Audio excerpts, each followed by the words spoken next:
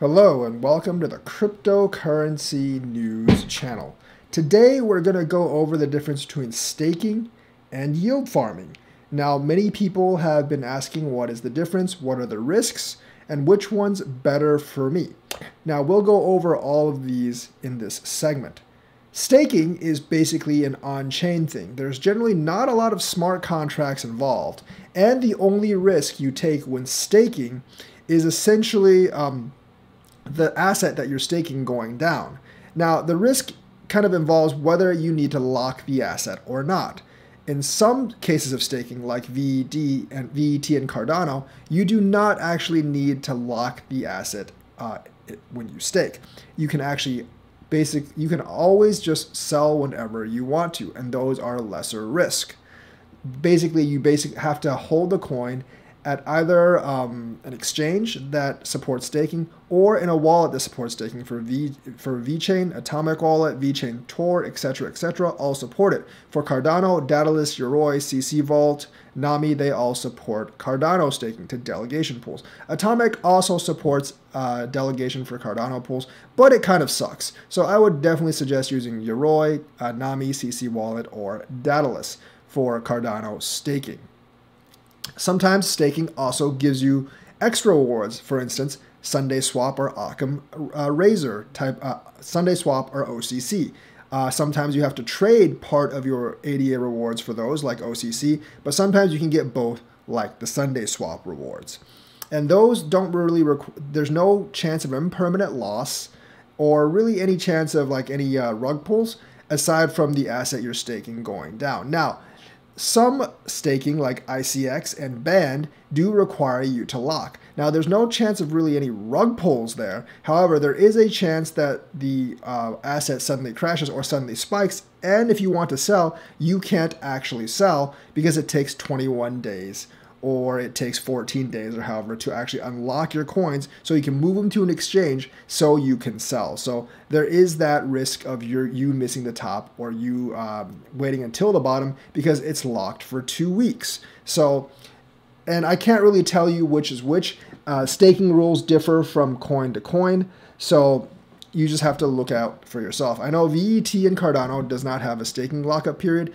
Band and ICX do, but others I'm not really sure. Now, the least risky is actually staking without locking and with stable coins. Anchor Protocol, I'm not actually sure if Anchor has a lock or not, but Anchor Protocol is one of these coins that allows you to stake a stable coin without any real smart contract risk with UST, and I believe that's at 20%.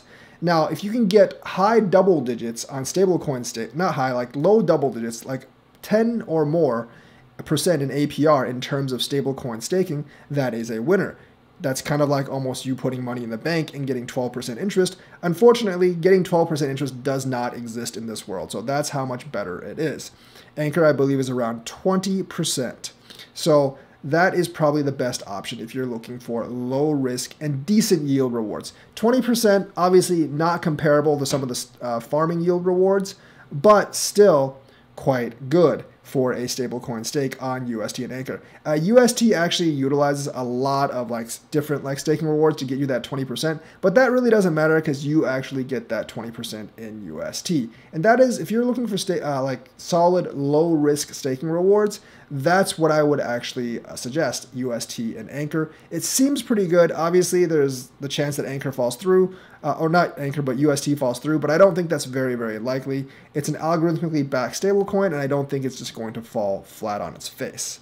So that's with staking. Basically, the risk comes from the lockup time, as there's a lockup time, and your asset basically going to zero. Now, yield farming has some extra risks. Yield farming, there's impermanent loss.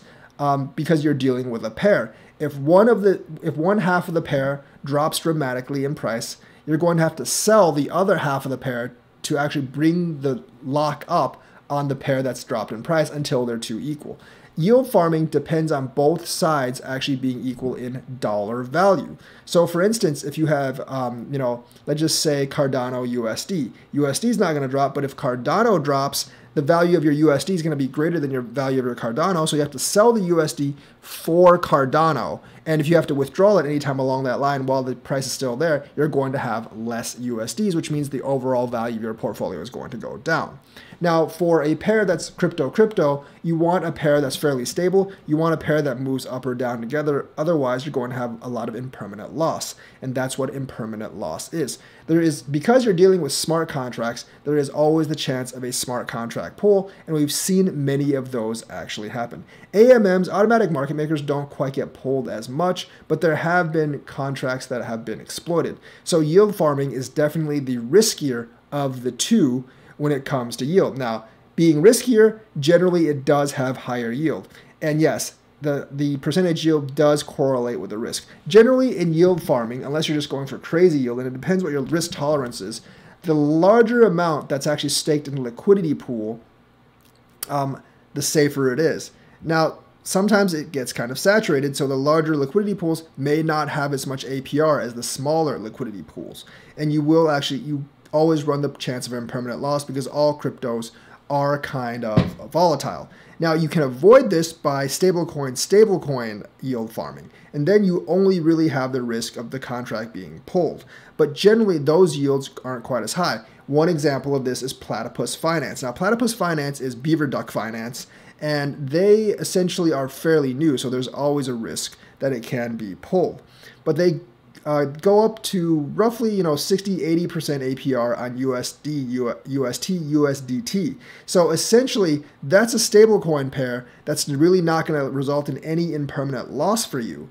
And that's very, very high for a stablecoin pair. However, people have notified me that that yield highly depends on how stable the market is. Like today, it actually went down to 40%, but it was 60% yesterday. And when the market's doing good, it's probably even higher. So if you're looking for stablecoin yield farming, Platypus Finance is something that you could look at. But like I said, it is kind of a new thing, so I can't really vouch for it. It's only been around since December.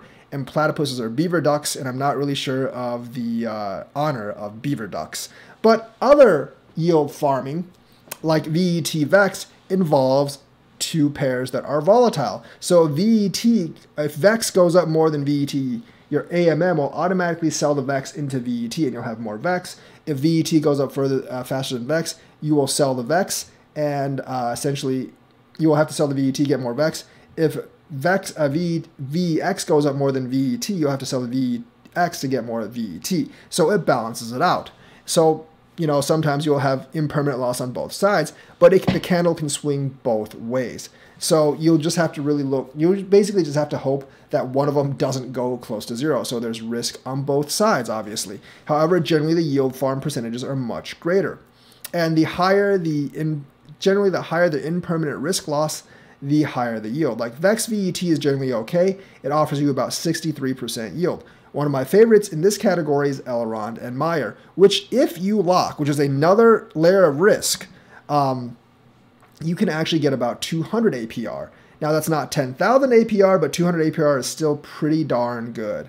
Now, Elrond and Meyer, you do have to lock, well, your rewards have to lock for a certain period before you can withdraw them. Whereas VEX VET, you can actually withdraw them at any time. So if there is a lockup period for any kind of yield farming, generally the yield is going to be a lot higher, but you do run that additional risk. So the risk tolerance basically for yield farming depends on a few things. How legit do you think the protocol is?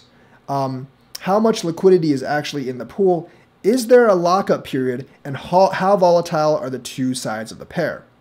It is significantly more dangerous than yield farming, but the yields are significantly higher. So if you are a low risk person, staking is for you. If you are a high risk person, yield farming is for you, or you can mix and match both. And it really depends how much faith you actually have in the project. For me right now, I am yield farming. I'm staking Cardano.